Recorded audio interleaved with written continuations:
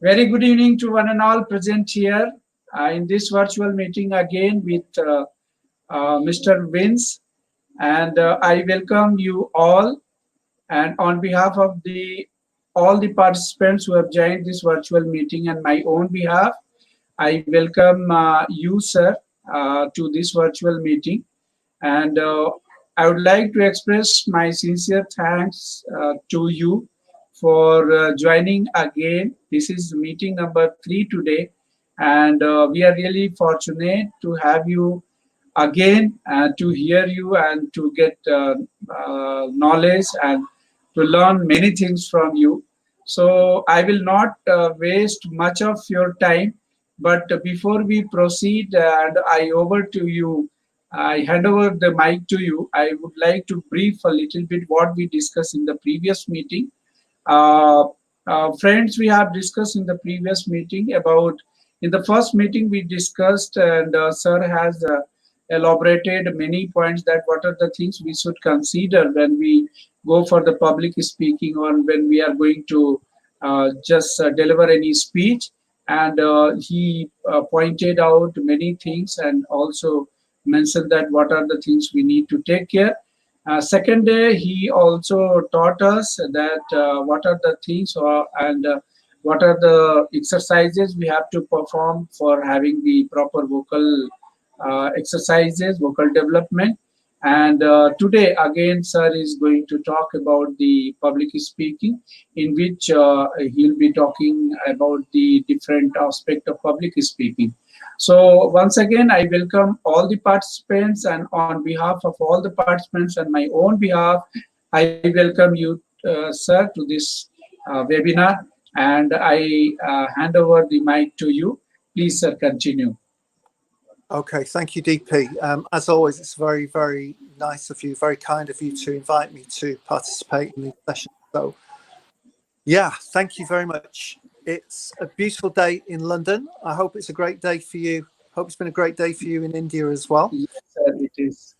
DP has already outlined some of the things that we've already been discussing. And today I'd like to fill in some of the gaps. So the last time we spoke, was it 3 weeks ago? We were talking about vocal development.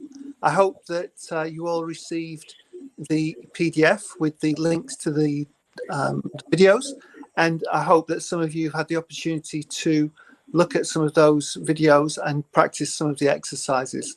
As I stated last time, I think those exercises are really great in terms of building confidence and building some certainty that you know that when you speak, the articulation, your ability to pronounce those words accurately in English will give you greater confidence. So please practice those if and when you get time. I'm sure you'll find them incredibly useful. On our first session, we talked a little bit about structure. We talked very much about preparation as well, because I think it's very, very difficult to enter any public speaking situation confidently if you're not prepared.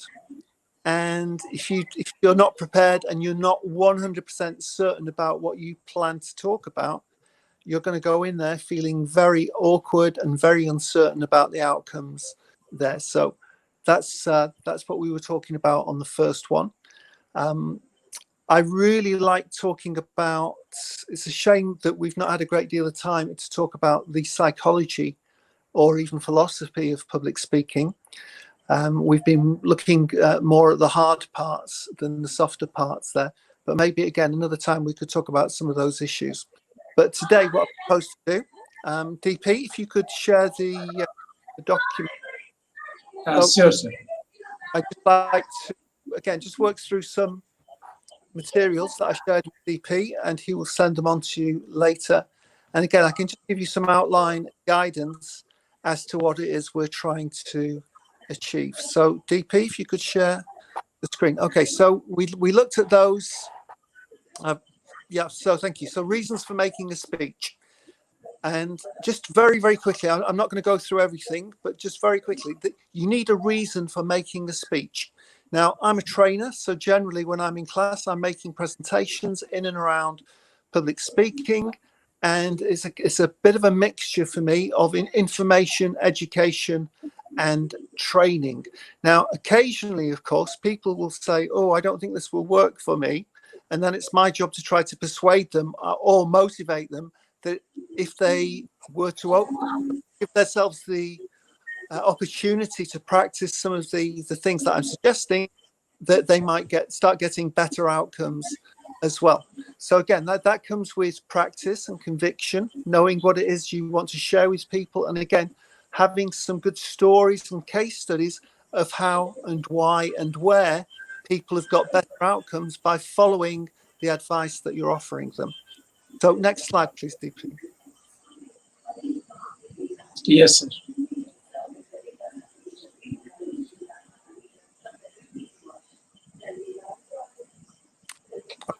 So this one is the 3 principles of communication. Yeah. Okay. So we talked about this as well. So it's not what you say, it's the way that you say it. And again, this comes back to what I said a moment ago, and that's that conviction in your voice. It's you believing in what you're saying, because if you don't believe in what you're saying, why on earth should anybody listen to you? Secondly, there it says talking about knowing your audience and what's in it for them. Now, we're talking about public speaking again today. That's what you've all signed up for. But if I started talking about tennis for 30 minutes or deep sea diving, some of you may find that fascinating, but I would suggest that a lot of you would feel rather disappointed because you've invested in your time to talk about public speaking. So staying on the thing is very important. And as we said previously, we need to plan, prepare, and practice everything that we do. So I call these the 3 universal laws of public speaking. And what happens with universal laws is if you disrespect them, you're going to get negative outcomes. Similarly, if you disrespect gravity, you're going to end up in trouble. If you disrespect the heat from a kettle, which is the universal law of thermodynamics, you're going to find some very bad outcomes. So we need to be very careful with universal laws and respect them for a reason, because when we understand what they are and how they work, that means we can leverage them. We can get better outcomes by understanding what it is we're trying to do with these universal laws. Next slide, please.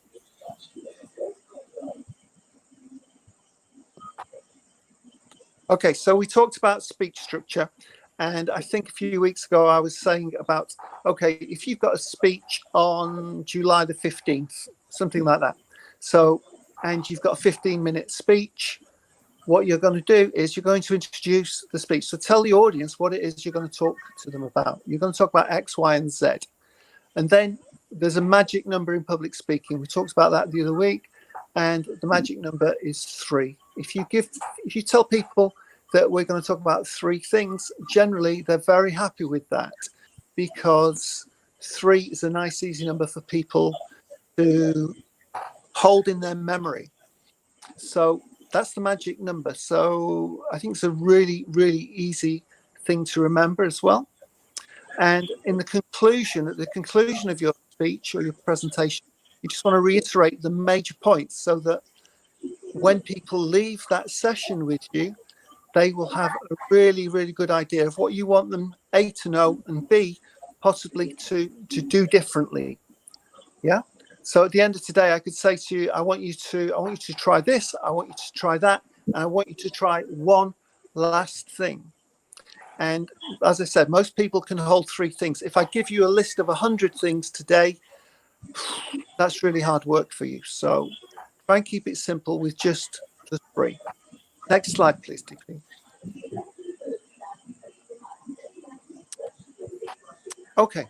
Now, we call this mindset. Now, this is really an interesting one, because I was saying about the psychological aspects of public speaking. And for me, when somebody introduced me to these mindset principles, this made my life a lot easier. Because if you're respectful to people, now you may well be the expert in the room, but if you talk disrespectfully to people, if you talk down to them, if you patronize them, because you're so clever and so knowledgeable, they won't like it. Psychologically, people don't like it. Now, whenever I speak to my groups and to situations like this, I think I mentioned this a few times. I would love to meet you all. I'd love to meet you all. I'd love to find out something about you and your work and your families and your lives and things like that. And we would be in the same room. And yeah, I may have more experience in public speaking than you, but you've also got a great deal of knowledge and experience in your particular field. And I would accept you as the expert in your field. And I would expect you at a peer level. And, and we would start our professional relationship as equals. And I think this is really important. I think sometimes people, when they reach a certain level, they like talking down to people and giving them orders and just telling people, oh, you've got to do this and you've got to do that. That doesn't always help or motivate people. If we can reach people with our minds and with our stories, then we can change people much easier than by giving them orders. So I think by being respectful and being sincere, showing humility and if necessary as well, being empathetic, recognizing people's difficulties or problems and trying to work with them and help them get the best outcomes that they can get. And I think I mentioned in my career, I used to work with some very, very smart graduates. And I used to make the mistake that slow learner like me, and that's a big mistake. So recognizing people where they're at is very, very important, and it creates a really nice, we call it a rapport, and that means that there's no bridge. Sorry, there's a bridge between you and them. There are no obstacles. That's what you want when we're in rapport with people. There are no obstacles. It just means that I can speak to you respectfully as a human being, and you can ask me questions, and we can be respectful to each other. Next one, please, Steve.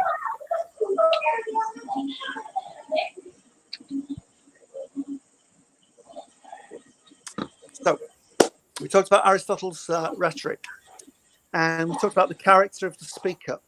And if you trust the character of the speaker, if you get the feeling that you're going to enjoy this time with the speaker, you're probably going to have a good time. This is going to be a good use of your time, and you'll probably be listening very, very closely to what they have to say.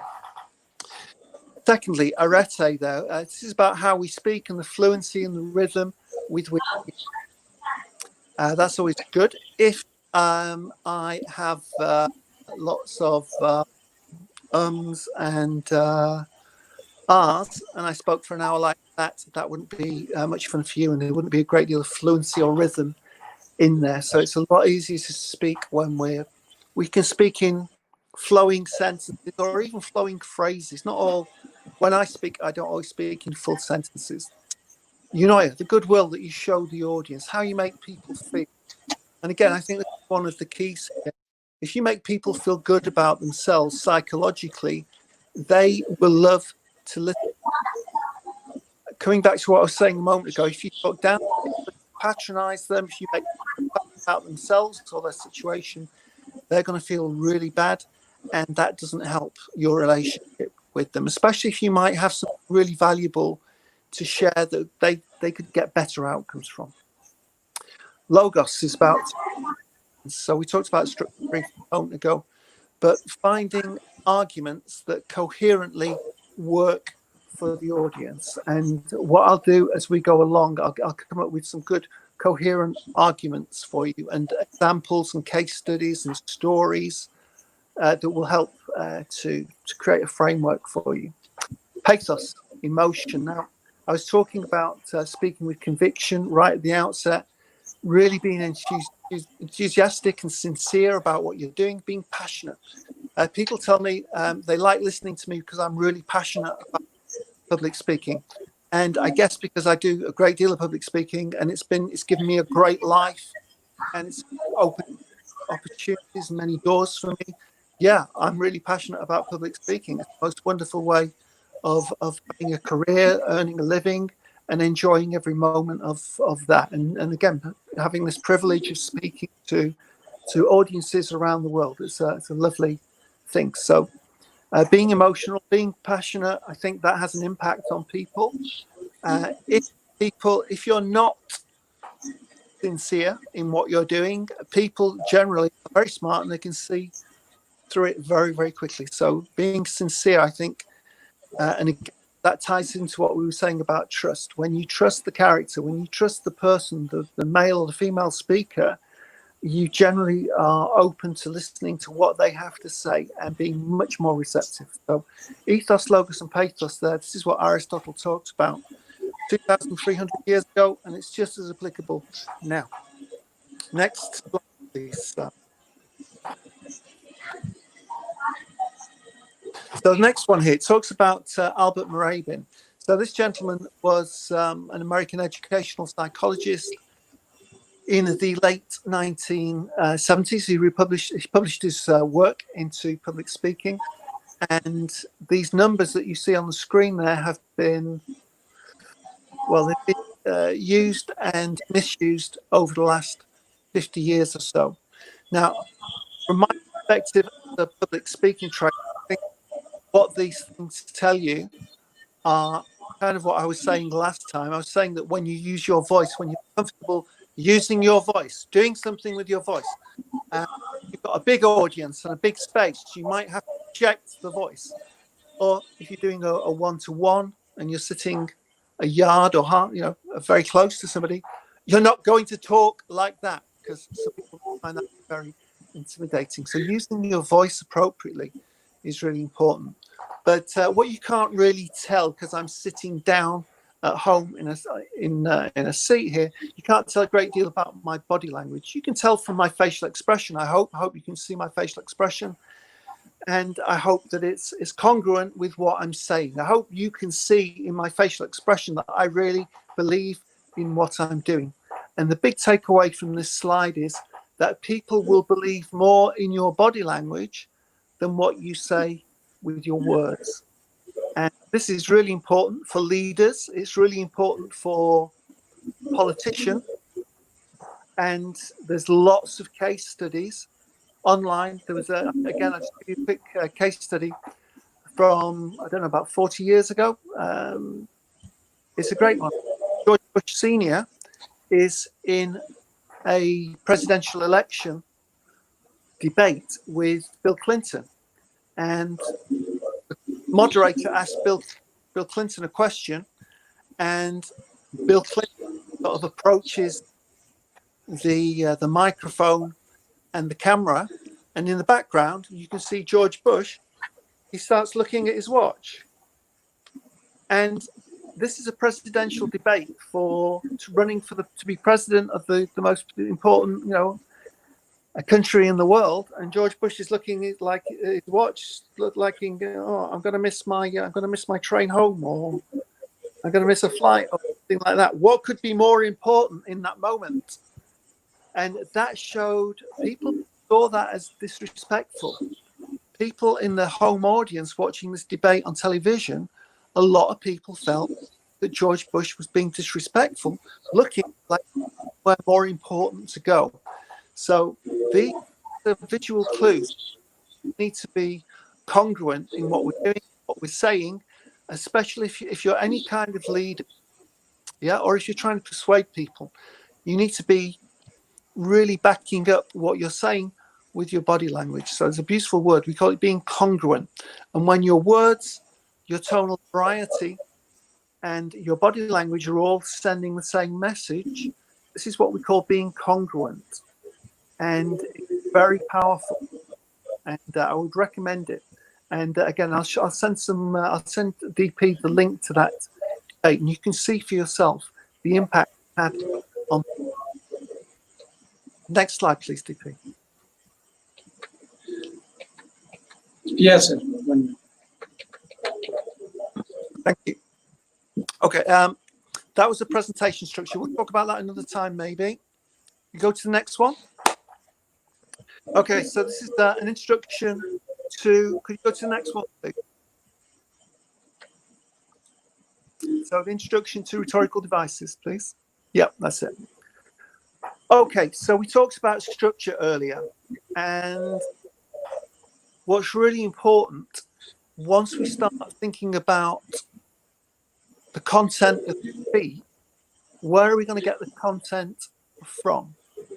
Now, you have the beauty of this is you have a lot of different options. Now, for example, if you look on the second line there, it says research and statistical data. So some people love research and some people love statistics. And what a lot of people do is they talk about research and statistical data. And this is really good. I'm not saying it's not useful. I think it's very, very useful. I was participating in a debate a couple of weeks ago, and there was one speaker spoke for 5 minutes in this debate, and he just recited a great deal of statistics and research. And the next 2 or 3 speakers took his work, his data, and they spun it a different way. They put a different emphasis on those statistics and the significance and the meaning of those statistics, which were not what the original speaker said. So we always need to be careful. If we're using a lot of statistics, people can interpret, misinterpret, and use those words against you. So I think data is useful. Let's say if we had 100% more people on the call than last time, I think that's a great. That would be a great statistic.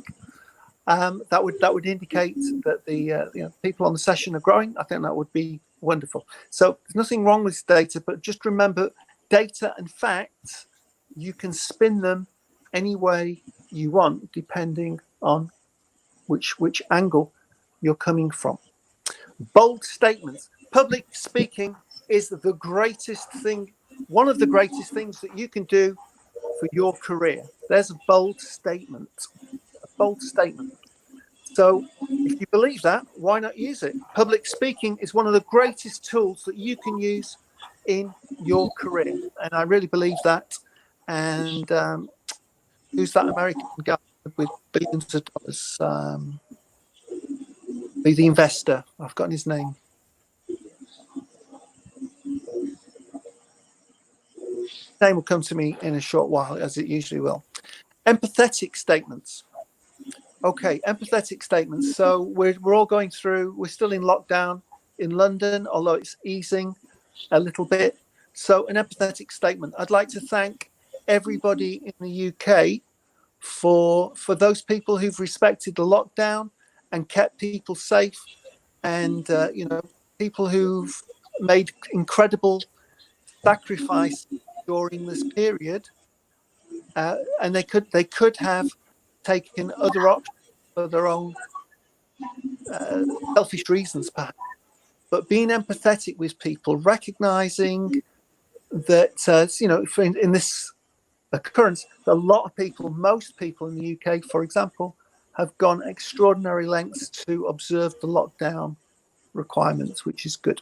And I'm sure it's the same in India as well. So recognizing people situations, and so for example, if I were to be giving a presentation about COVID-19 or coronavirus today, I would probably start by saying this is a really sad thing for me to have to give a presentation. Coronavirus, especially with so many people listening, who've been touched with their families, by losing people, by losing colleagues, and by maybe not having the opportunity to work or provide for their family. These are what we call empathetic statements. It's recognizing somebody else's pain and putting it into a context, but again, just feeling their pain and being sensitive to it. Whereas I could just say, yeah, okay, so we've got lockdown in London. This is what we're doing. I've been working all the time. I'm doing very, very well. My company's doing very well. It hasn't affected us at all. And you're probably thinking, oh, what a horrible individual. Yeah. So being empathetic, recognizing people's pain, and just touching them with that. That's good. That's good. Now I see people are sending some questions. So DP, can you keep a list of the questions and we'll do some a Q&A as Okay, usual? Okay. okay, sir. Okay, All right. I'll maintain the question. We'll discuss at the end. Contrast. Contrast is a very interesting one in public speaking. You know, we talk about the highs and lows of this, and we talk about the yin and the yang. In England, we're very we love. I think we talked about foreign words being in English, and there are millions of words and phrases in English, and lots of them have been taken. Yin and yang. It's about balance. Yeah. So in health, the yin and the yang. So what you eat, your input and your output, these are contrasts, high and low, north and south, east and west. They're contrasts. Some of them are opposites, and this is a really nice way of making points. So if you've got contradictory points, you can contrast them. That's really good. Okay, so stories. Warren Buffett. Warren Buffett is the name of that guy, the investor. There's lots of very interesting quotations about Warren Buffett and public speaking. When he was a young man, he said it was probably the most important skill that he learnt because he had to go and make presentations and persuade other people to invest in various stock market companies. So that was what was behind it. So, story or an anecdote. I think showing humour is a good thing as well. For me, DP me in class, I like humour. I think humour is a great tool if you're comfortable with it. For me, the joke is always the humour. I don't tell jokes, by the way, but there's a lot of humour in the class, and generally the humour is about all of my mistakes, of which I've made many, and people can have a good laugh at my mistakes, and you don't need to make the same mistakes that I've made, and we have a lot of fun with that. Metaphors again are a wonderful way of expressing yourself. Let me have a sip of water. I think we spoke about metaphors a few weeks ago. Metaphors are where we compare one thing with something else. So something literal with something figurative. And, the iceberg, for example. So I was talking about psychology earlier. So you know that an iceberg, only 11% is above the surface, which means you've got 89% below. And I could use that as a metaphor for how the subconscious mind works. So metaphors are really good. They're very visual. People can see them, and seeing them effectively provides the evidence for persuasion. So look for metaphors, and there's lots of books about great metaphors and how they've been used. And it's very, very powerful. Case studies. Again, I'm a big fan of case studies. Case studies, stories, metaphors. So what do we like about case studies? Well, again, there's going to be a lot of case studies coming out of COVID-19, how universities have fared. I bet some universities have done very well. Some universities maybe not so. Some companies have done very well, some companies not so well. What will happen either during or after this pandemic, there will be a lot of case studies about individuals, companies, organizations, and so forth, about how those organizations fared during the COVID-19, because everybody has been affected. And it will be interesting, as usual in life, there will be some people, some organizations will do very well. Some organizations will have struggled for one reason or another because of various situations. Okay, rhetorical questions. Did we talk about rhetorical questions last time? Yeah, some of the portion we discussed last time. Okay, right. A rhetorical question is a question where we're not looking for an answer. It's of a subjective nature, and we make it for effect. So if I were to ask you all, what are your plans after the pandemic? I can guarantee however many people are on the call, let's say there are 400 people on the call, there'll be 400 different answers. That question would impact you slightly differently. And there's lots of good reasons why that is. So it's a rhetorical question. I think that we may have talked about yes, no questions. We call them binary questions, yes, no, true, false, 0, 1. So is London the capital of England? Yes, it's a binary answer. It's one or the other. And those type of questions aren't very engaging. But when we use rhetorical questions that don't have one answer, it means something to the individual who receives that. Repetition is very, very useful. Its rhetorical name is anaphora, and this is very, very good. So Martin Luther King, let the bells ring from New Hampshire, let the bells ring from Carolina, let the bells ring. So this is called anaphora. It's a repetition, and you say the same thing multiple times, often in a 3, and it really stands out in the quality of the speech. Tricolons. We mentioned tricolons earlier. Tricolons are 3. Very, very useful, as I've mentioned already. Alliteration. At the end of today, I want you all to be able to speak with confidence, coherence, and clarity.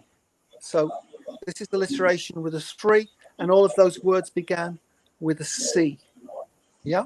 So alliterations, artful aid, assists articulation. So alliteration helps to stand out. Now, all of these things that I'm discussing here, these rhetorical devices, you want them to, they're all techniques. But when you make a speech and when you're talking to people, they should never, ever look like techniques. They always look and feel like the most natural conversation. So quotations, I'm a big fan of quotation.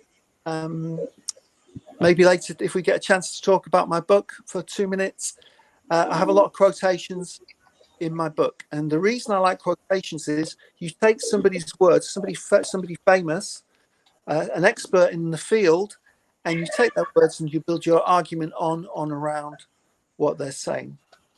Personification. Okay. This is where an object takes on human attributes. So, for example, I went for a walk yesterday evening and it was very windy. I could hear the trees whispering. Now, were the trees whispering? Again, this is like another form of metaphor. Were the trees whispering? No, I don't think so. But it's a beautiful way of explaining. You could hear the rustle of the leaves, but they weren't whispering. It's personification, where an inanimate object takes on human attributes. Allusions and references. Now, I guess you guys are all academics, so just very, very quickly on this one. So what's the difference between a reference and an allusion? So I've used a couple of case studies already. I mentioned Warren Buffett. When you name somebody specifically, that is a reference. Yeah, and I'm sure in your academic works, when you type up your essays, at the end of the essay, you say where you've got this source material from, and you reference it. An allusion is when you refer to something, but you don't name it specifically. Yeah. So think about that one. An allusion. I think last time I was talking a little bit about Shakespeare, so if I said, what should we say? Oh, for a muse of fire that would ascend the brightest heaven of invention. Now that's Shakespeare, and I've just used a couple of words there. But I've alluded to that, but I've not actually referenced it. If I tell you now that those are the opening lines from Henry V, that's a reference. But if I'd alluded to it without specifying where it came from, that's an allusion. Okay. Next one. Okay. Just checking time. Time is flying as usual. I tell you what, could you go down a few more, DP, because I want to talk about. Could you go another page, please? Next page, please. Yes, that's the one. Okay. Now, this is one of the aspects of my courses that I really enjoy discussing. First, it's one of the first things that we discuss in class, and that is there are certain techniques that always work. If you want to be a good speaker, if you want to be a good communicator with your voice, eye contact is essential. The tone of your voice, your posture, and your breathing, your body language, your hand gestures, your face expression. All of these are techniques. And as I mentioned earlier, they should never ever look like techniques. You always want everything you do to look and feel like the most natural conversation. But here's the interesting thing about public speaking, and that is that we are all unique. There is nobody in the world who speaks like you. Even if you have a twin brother, he or she, he is not you. Yeah. And even if you grew up under the same roof with the same parents, same siblings, same house, same bedroom, you are different. You will have different friends. You'll have different influences. There may be many similarities, but you are unique. There's nobody in the world got what you've got. There's nobody in the world who's got your personality. There's nobody in the world who's got your level of creativity. Imagine. Now, here's a question for DP. DP, I'm sure you've worked with lots and lots of librarians, and I know like being a librarian is it's a big job. It's a very responsible job. But every librarian that you've ever met is different, and you'll all have slightly different interests in terms of content that you like, for example, in your creativity and your imagination. Some people are very easy with humor. Some people find it difficult. Some people are more spontaneous than others. Some people have, let's say you take on a new librarian when you go back to work, and you take on 3 new librarians, but they would all have, even though they're all trained as librarians, some of them would be interested in cricket. Some of them would be interested in cooking. Some of them would be interested in motor cars or medicine or law. Everybody is different. Everybody has different experience. Comes to speaking, and some people, we have different levels of professionalism. When people are very new to their profession, they're still learning and establishing themselves. If you've been in the same profession for 40 years, you're going to have a very different approach to things, simply because you have grown as you moved along. And for me, I think this is one of the things that I love about being a teacher of public speaking, and that is that every time I work with somebody, it's never ever the same.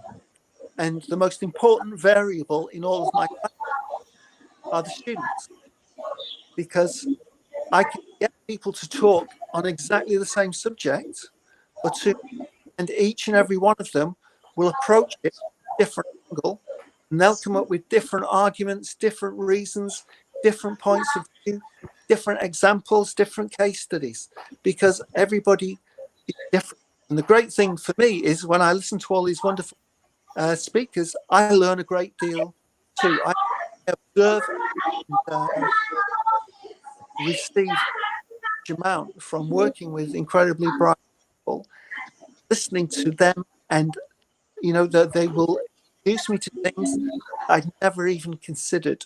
And that for me is part of my job, to try and learn and assimilate this new knowledge and bring it where appropriate into more classes. And this is my view. I'd never ever get to the day where I would say to you, oh yes, I know everything there is to know about public speaking. I'd love to say that. Well, no, I wouldn't actually, because that wouldn't sound very helpful, and would never be true anyway, because by listening to people, listening to their stories, their life experiences, you're constantly learning yourself all of the time. So for me, this combination of technique and who you really are, your authenticity, that's where your strength lies as a speaker. Now, sometimes I think that as human beings, we make the mistake of comparing ourselves to other people. And I certainly think that's a really bad idea. And I think that in the world of public speaking, it's very easy. If you watch a good speaker and you think, oh yeah, he or she, oh, she makes it look really easy. If that's true, I can guarantee they've probably practiced an awful lot, and that's good. But some people just look at people and they think, oh yeah, they make it look easy, but it's not necessarily true. Those people could be really, nervous, but just doing a really good job of showing that they've showed up. They're going to discuss their material to the best of their ability, and they're going to give it 100%. And that's what I love about all of my classes, and that's what I love most about working with incredibly bright people. I just ask them, today, when I'm working with you today, tomorrow, this week, just give me 100% of your attention and give me 100% of what you can in your speech making, because I can't ask any more of anybody for them to bring the best of who they are into the classroom. And I think as well, if you're a leader, when you're talking to your staff, if you ask them to do the same thing, bring the best of their professional skills to work every day, and really, do some great work, and people go home feeling really valued and really welcomed and acknowledged, and they do their best work when they feel that they're supported. And this is something I've learned as a speaker and a trainer. Being a speaker, being a trainer is a leadership role.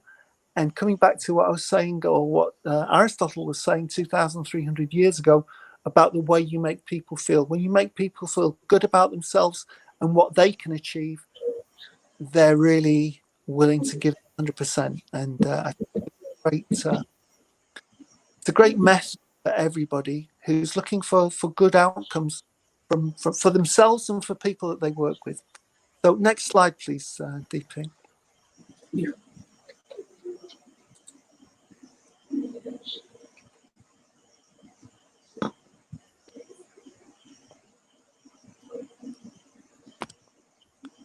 Okay, so speech requirements. Yeah, we talked about this on day one, didn't we? So I don't want to, let's not talk about that one. Could you go down to...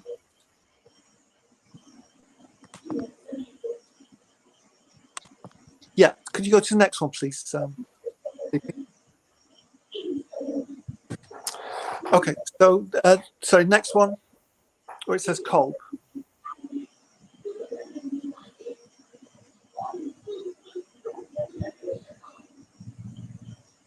Next one.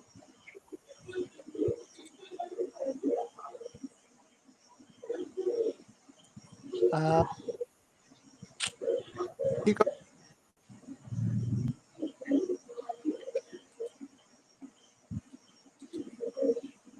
Okay, I think you may have. Could you go up? You may. I think you may have just overshot. Could you go up, please, DP? Keep going. Keep going. Keep going. Keep going. Yeah, that's the one. No, go back one. There's like a circle with Kolb. So next one down, I think. Keep going. Yes, that's one. Thank you. Okay. So, as I mentioned earlier, DP has worked with me before, and we have, I call it a skills development methodology, and it's designed on this thing. It's called Kolb, and Kolb is a person. It's called David Kolb, and because public speaking is a skill, I think we talked about this briefly. There's got to be some principles and theory in a skill. If you're a great batsman, if you're Sachin Tendulkar, there is a principle behind being a great batsman. Yep. And when you know what the principles are, first of all, you need to know the rules of the game of cricket. That helps. But then there are principles behind the technique of being a great batsman. And then what you've got to do is play every ball on its merits. bringing those principles into the moment. And of course, people who get the best outcomes are the people who apply, the skills in the moment. If you're a great tennis player, again, it's important. There are principles, and you apply the principles all of the time. Okay. If you're a doctor, if you're a surgeon, there are principles of surgery. If you're a heart surgeon, there are certain things that you need to do. I'm not going to talk about heart surgery, but if you're a surgeon, there are certain things you need to do to make sure that the patient is safe. And even before you start the operation, a bit like flying a plane. So these are metaphors. If you're flying the plane, the pilot and the co-pilot have to go through lots and lots of tests before you take off, because you need to make sure that you've got everything like fuel and air and oxygen and all of these things. Even before you lift off, there are things that you need to do to make sure that everything is safe. So learning to drive a car, there are principles behind driving that you need to be aware of even before you sit behind the wheel of a car. In England, you have to take a theory test. If you don't know the theory of driving, you're probably not going to be a good driver. So it's the same with public speaking. So what I like to do is on day one, I talk to people about the theory of public speaking, and that gives them something to think about, and it gives them something to work with. Because if you don't understand the theory, if you don't understand those principles that I've been talking about so far, this is really difficult. So we try to illustrate and demonstrate the principles. Then we get people to make speeches. So we practice making speeches, and we video them, and we play it back so people can see, is it working? Is it not working? We identify what's working, we identify what's not working, and then later on we'll get them asked to make, we'll ask them to make some further speeches. So we give people feedback. So this is called evaluation. And evaluation is not judgment or criticism. Evaluation is applying your standards, what happened, what you observed against your principles. And the most important thing is, did it work? Did it not work? If it worked, keep doing more of it. If it's not working, let's identify what's not working, and then we'll try and get that right next time. And then reflection. Again, if you're on a couple of days, 3-day course with me, the lovely thing about this is the brain will synthesize everything you learned during the day. And when you come back tomorrow, you'll be thinking about those things. So reflection is a big part of learning as well. So if you've ever been for a job interview that worked for you, and you came out feeling great, and then they offered you a job and you feel, yeah, it worked really, really well. But sometimes you might go for a job interview and you leave the room and you think, oh my gosh, I should have said this, I should have said that, I shouldn't have said this, and things like that. So being able to reflect and improve on what we're doing, I think, is very, very important. So every time you make a speech, if you go through this process of thinking about the theory and the principles, practicing it in the content of the speech, getting some useful feedback, and then reflecting on that. So that's how I go about my work. Generally, we get really, really good outcomes. And within a reasonable amount of time, people can start feeling that they're making good progress, they're on the right track, and they're getting more consistent outcomes. And the more, it's like the doctor, the surgeon I mentioned, that guy will have spent hundreds of hours observing other people in the theatre before they let him loose on his patient. So he's very well versed in the theory, just in case anything goes wrong. Okay, DP, have you got some questions? Yeah, 1 minute, sir. Now may I request all the participants, if you have any query or question related to today's session or the earlier session also. So the session is open for question and answer. Sir will be answering. Today we got one question from Deep Mala Niga. Sir, with your kind permission, may I ask the question now? Her question is that how to get rid of negative psychology in speaking, some type of pressure in mind when we go for public speaking. Okay. This is one of the things that I do on my courses. I was talking about psychology earlier, and I think I struggled. I found public speaking very difficult as a young man, and the reason I found it very difficult was my approach. And like I don't know what young Indian men are like. Well, I do actually, because I've worked with lots of them. They're usually very, very nice young men, and but they're also very well dressed, and very smart, very well educated. And I think when we join the corporate world, we try to impress each other, and you know I don't think the audience are that impressed with people who are trying to impress them in the form of a speech. Now, if you do a really good job and you do a really consistent job, and you're doing great work consistently as a speaker, this is wonderful, and people will let you know why you're doing a good job. And generally, it's because of the value that you offer people. If you're there to show how clever you are, or to show off, or to try and impress people, people aren't that interested in you. Um, without an audience, you don't need a speaker. The speech is always about the audience. It's not about you. Yeah.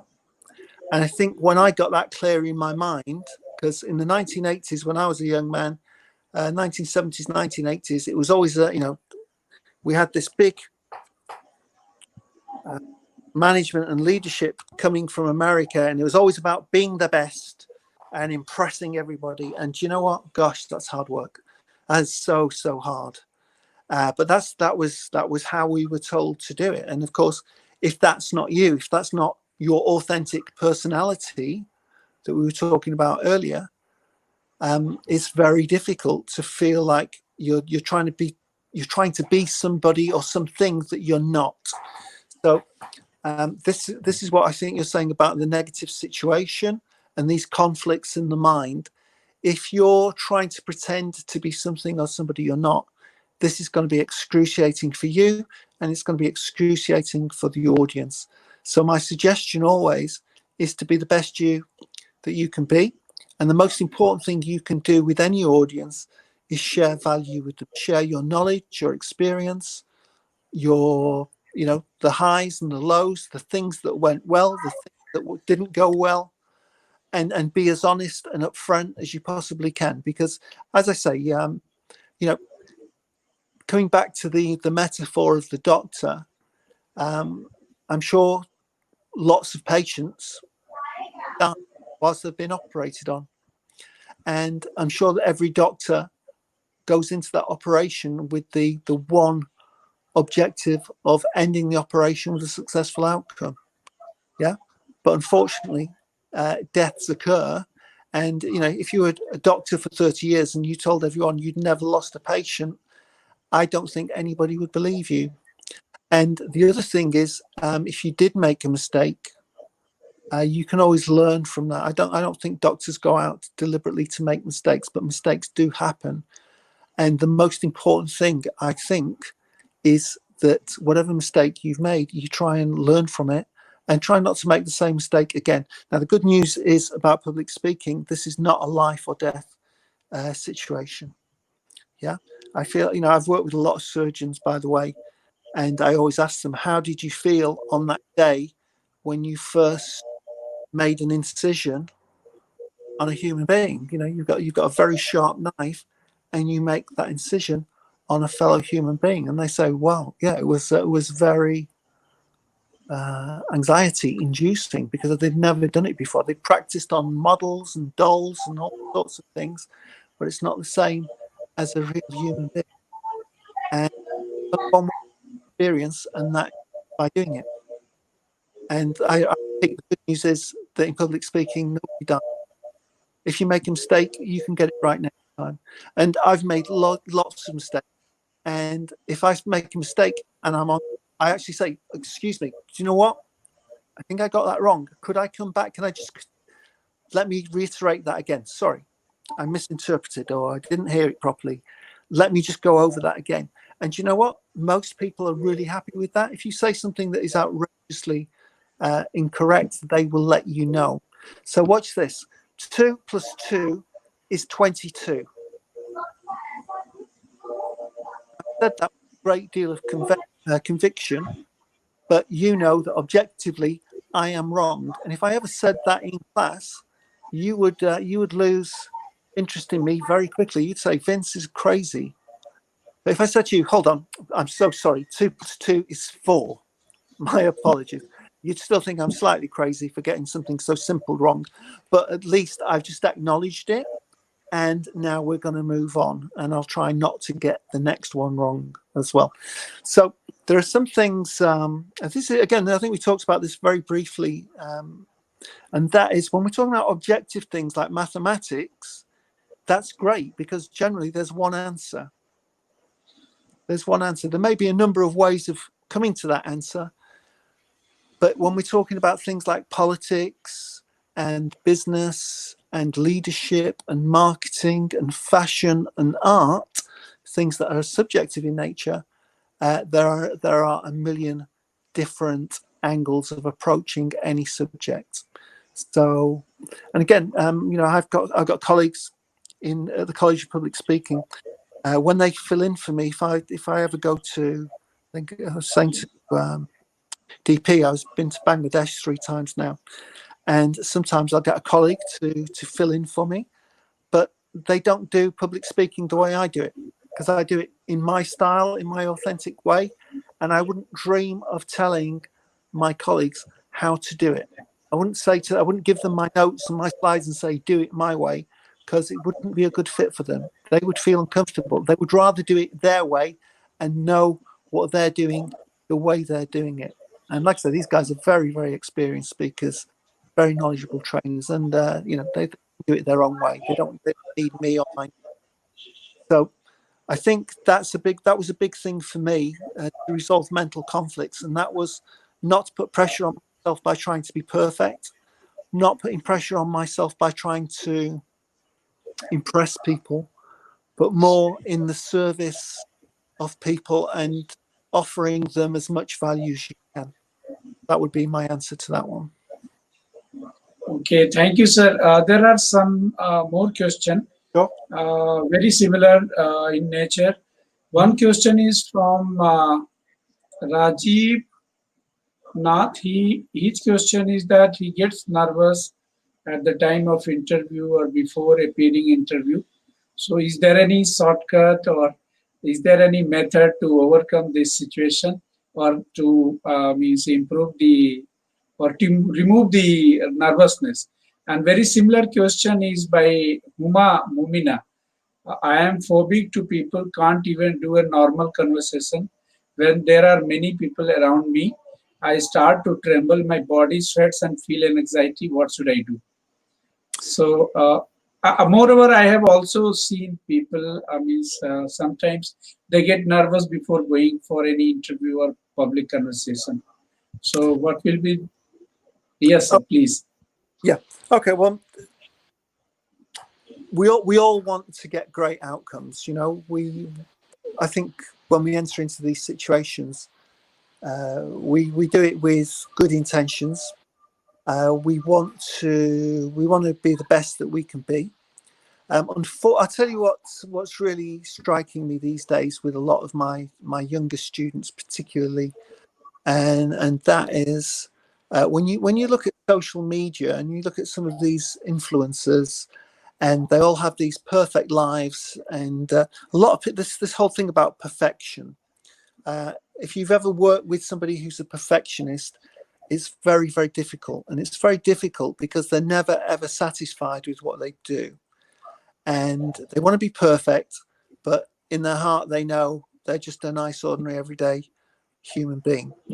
So when I was a young man, to help me with my anxiety, because I was not a comfortable public speaker or particularly comfortable with interviews, I came from a background when we lived in my grandfather's house when I was a child. And my grandfather had one rule, and that was that children should be seen and not heard. So I very rarely spoke to my granddad because he wasn't listening. He didn't want to listen, and it wasn't a great. It wasn't a lot of fun being told to shut up all of the time. So, but by the time you become a young man, and suddenly you start going for interviews at college or interviewing for jobs, but you've been told to shut up all your life, and now suddenly you've got to start making eye contact with significant people who, hold your future in their hands, and you don't feel ready, and it's it's an anxiety inducing. But what I've learned, what I would say is, I think, and again, this comes back to the videos that I discussed with you last time. If you can get your breathing right, what induces anxiety generally is a lack of oxygen. So if you breathe deeply in through the nose, hold it, and then exhale.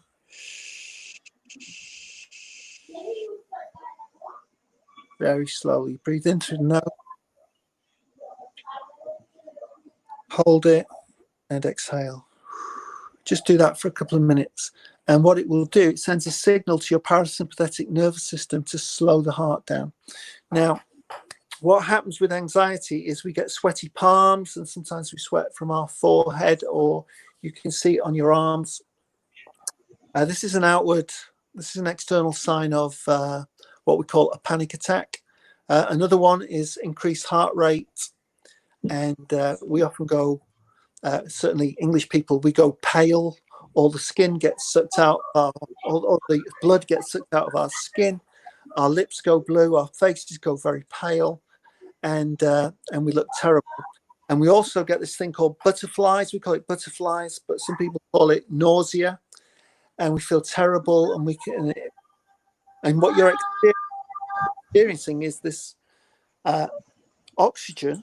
All of the blood inside your rib cage and inside your intestines is getting sucked out, and it's being sent to your arms and legs because it's invoking something called the fight or flight response. And this is to do with the different, the distinction between fear and anxiety. And what your body's trying to do is prepare you for an incredibly, like a challenging situation, a life-threatening situation. And that's really important. But we don't have that many life-threatening situations. What we have these days are things like job interviews and speeches when we don't feel comfortable already, and it induces anxiety. And what happens is, what anxiety does is it hijacks your sympathetic nervous system. And the good thing about fight or flight is you either have to fight somebody or you have to run. What happens with anxiety is there's no one to fight and there's nowhere to run. And you just feel really silly and awkward and uncomfortable. And if you've got to walk into that room and stand up in front of people, you're going to feel really bad. So I feel that getting your breathing in all of my courses, we spend 15 minutes in the first morning doing breathing exercises, lowering the heart rate, taking control, getting oxygen up into your brain. I think we talked about this on the first session.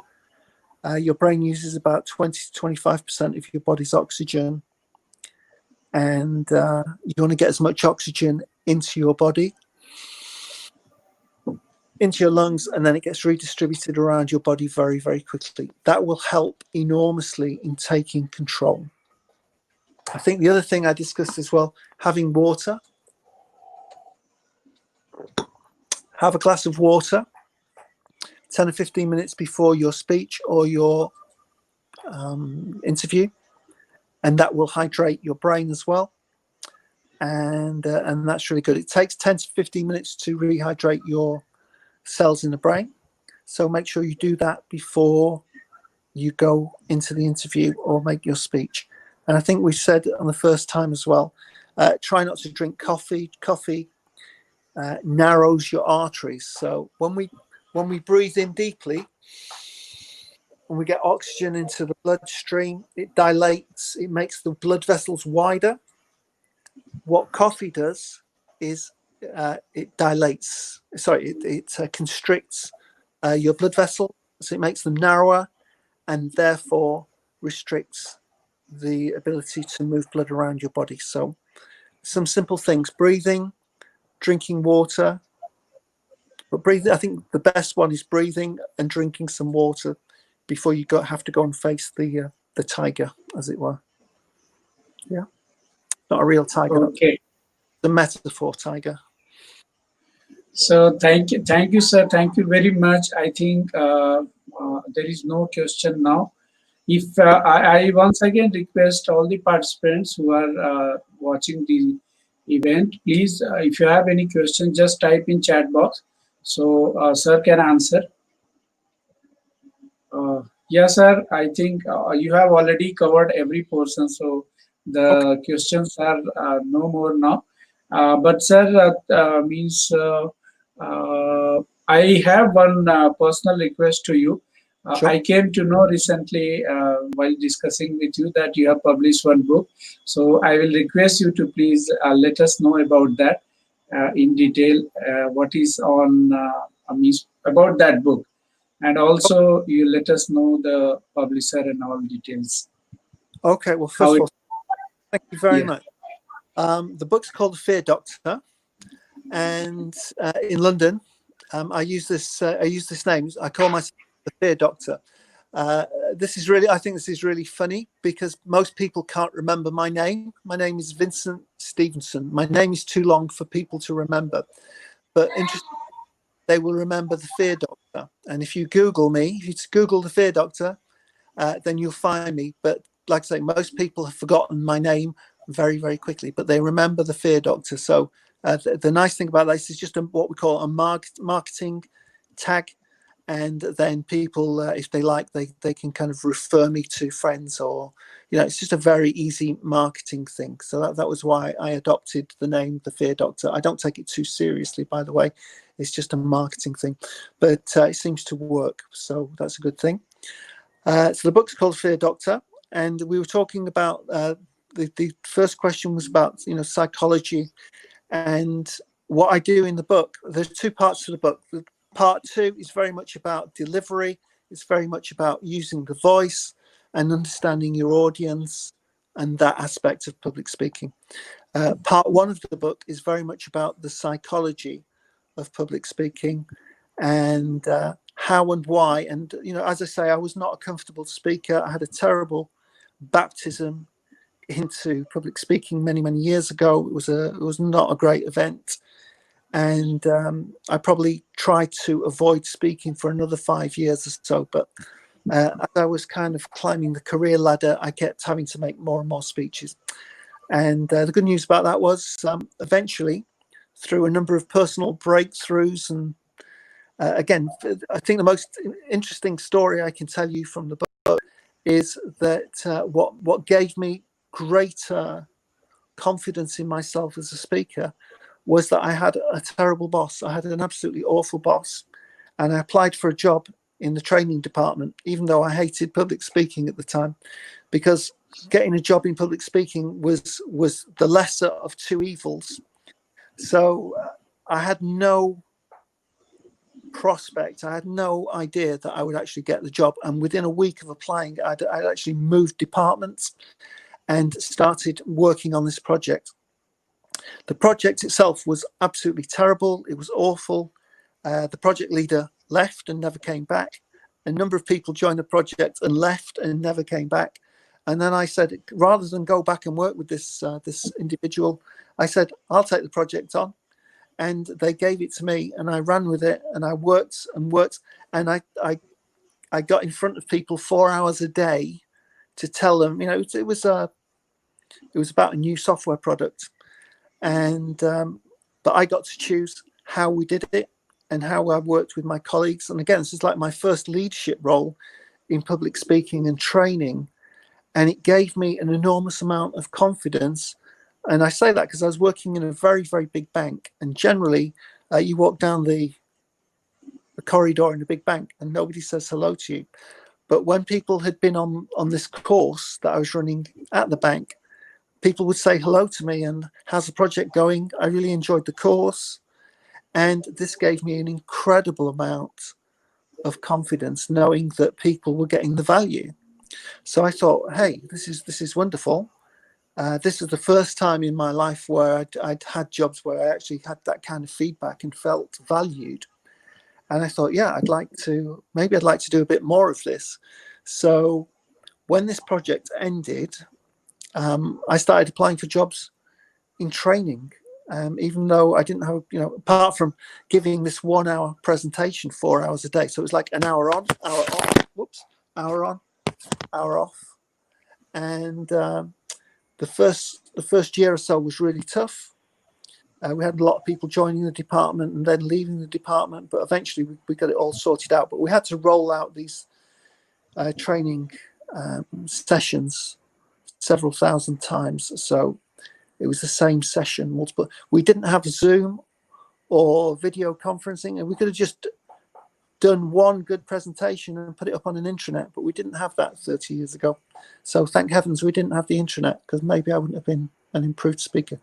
But I think the most important thing was just standing up in front of people, knowing your subjects, because you get to know the subject matter material very, very quickly when you go through it so often, and it just gave me enormous confidence. And that was the trigger. That was the thing that helped me. And like I say, I think it's just this feeling that I felt incredibly valued by the company and members of the company, and that was my springboard to a life in training, and I've never looked back.